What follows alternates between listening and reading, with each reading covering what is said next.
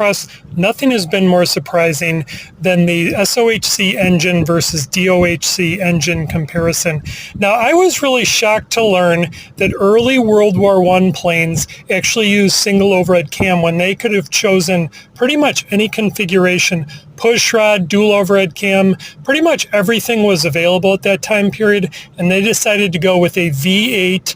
It was called the Hispano Suiza, which is Spanish and Swiss, and then it was manufactured in France. So the interesting story is I've been trying to research what's better, single overhead cam or dual overhead cam, because I had a dual overhead cam engine fail on my car, and then I purchased a car with a single overhead cam, and I've had a lot less issues. So listen to this story. So there was originally, for the SPAD warplanes that they're using during World War I, they were going to use a French-built engine that had passed the test of 12 hours at full throttle at altitude.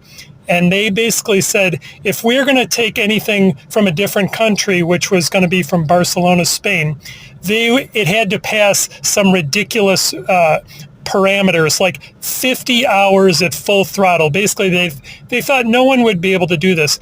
And the Hispano Suiza passed it easily. That is the story of how the SPAD 7, all the other SPAD variations, and then the SPAD 13 is credited as winning World War I. See, the Germans were using a BMW SOHC engine as well. So they also decided that SOHC, here's the thing, when you're that high in the air, reliability and malfunctions are not an option. So it's different than cars where all the specifications are actually even more strict. You've heard people talk about when Tesla first came to the United States, the amount of regulations you have to pass for a car engine could fill a room with telephone books. So it's even stricter for aviation. So the fact that a SOHC engine was deemed the absolute best engine for all the different countries to use during World War I found that to be pretty phenomenal. And then currently, recreational aviation engines, so the most popular one, I believe, is called the Aero Momentum, which is roughly an $8,500 engine that you can use to build like a kit plane. So basically, a single engine prop or propeller engine.